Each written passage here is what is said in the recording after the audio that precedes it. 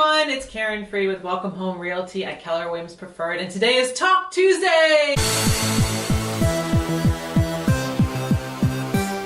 So we all know what that means. That means we're going to be interviewing another close person in the Wake Forest area, and today is Angela Woodard. Hello. And she's with Preferred Living Solutions. Hi, how are you? Good, how are you? Thank you for having me. I am so excited to meet with you and to talk to you about your company, because I think it's an amazing company that a lot of people need to know a lot more about. Well, I appreciate that. We seem to think that it's amazing too.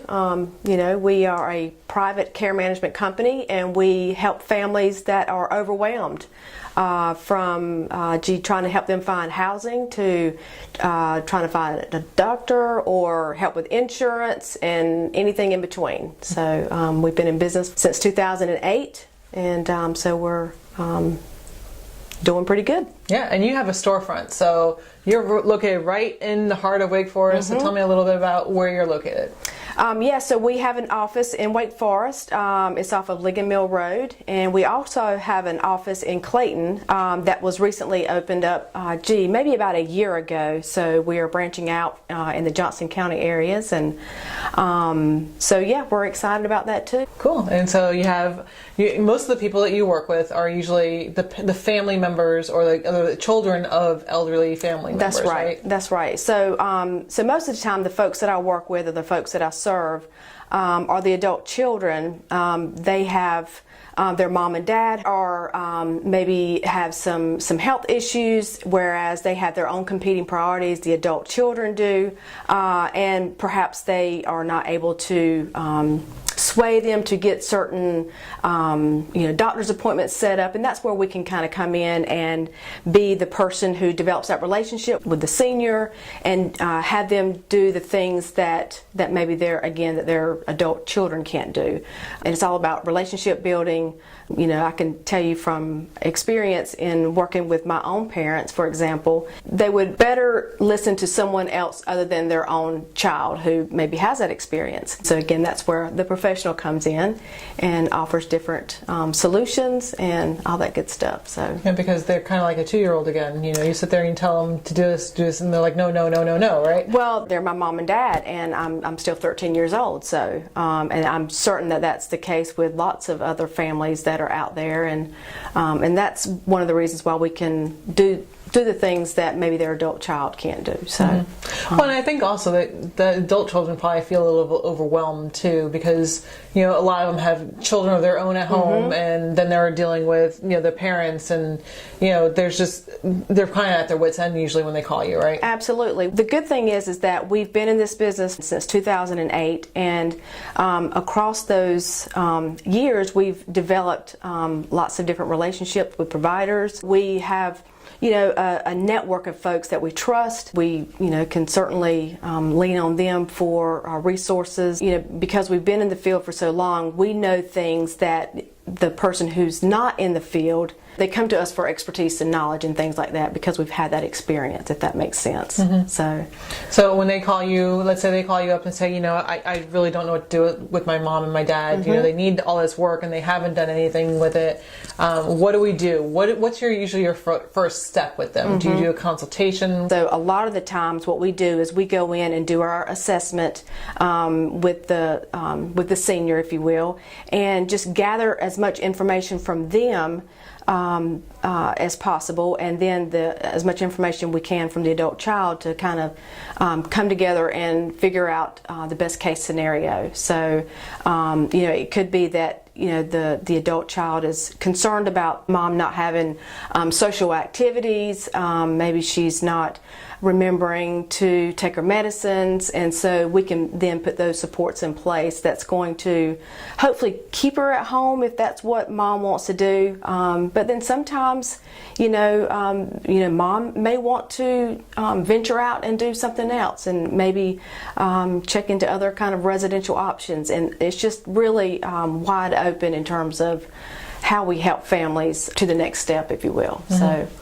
And I'm sure it's a great resource for you to be able to take some of that stress away for both the adult children and the parents, because when you have a situation like that, there's probably a lot of friction between the two families because of the fact that there's either some kind of thing that's happening, or mom's not listening to me, or mom's not doing well, or I don't know what to do with mom. Sure, absolutely. One of the things that we run into, that mom may start having some memory issues or cognitive issues, and the adult child is just really having a hard time wrapping their mind around that, with someone that may have been able to do leaps and bounds maybe in her own her business, and as a mom, that she was just superwoman, and now all of a sudden mom is needing these things. And so it's almost a defense mechanism that maybe comes up, where we would come in, we don't have that relationship with her, and we don't tell anyone no. We might can redirect or maybe offer other solutions, but it's hard to tell someone who is of 70 years age or 80 years of age no. So what we do is offer other possibilities. So and again, every situation is different, and we just can come in and look at it from a fresh perspective and be more objective. Absolutely. Yeah. Because that's usually the first thing. And it's the same thing in real estate, right? So you've had this house for 20 years. Sure. And you're trying to figure out, what am I going to do with this? I love this house. I want somebody else to love this house, but you haven't painted the walls in 20 years. Absolutely. You haven't changed the carpet in 20 years. Yeah. And so it takes us to be objective and sit there and say, you really do need to change the carpet. Right. Yeah, the shag carpet has to go, right? Yes, exactly. So, and when you talk about things like just care management and things like that, and just recommending certain things, and it could be anything. It could be having a nurse come by and check on her once a day, or it could be maybe it's time for a placement facility or something like that. Are those things that you always end up having to approach? Absolutely. Right now I'm working with a family who's very content at home. Dad is just having a little bit of issues with some physical stuff, and so one of the things that I did was get some home health, which is physical therapy and occupational therapy, set up in the home, and so hopefully he'll get stronger and be able to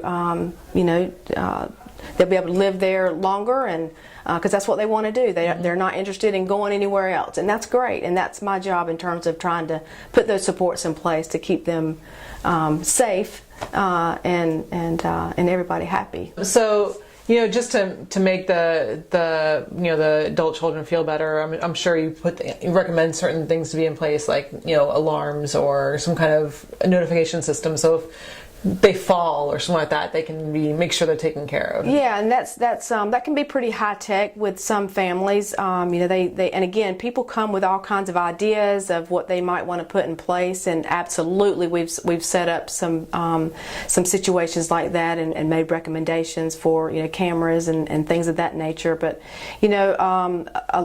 a lot of times, the senior or whatnot, they may not be too excited about having a camera in there, and that's okay. And other possibilities we could do is set up some in-home care where someone's dropping by and doing some maybe some light housekeeping, some cooking, just whatever they can do to help make sure mom and dad is okay, and then ease the mind of the adult children as well. So it really varies. Can they come to my house now? They might can.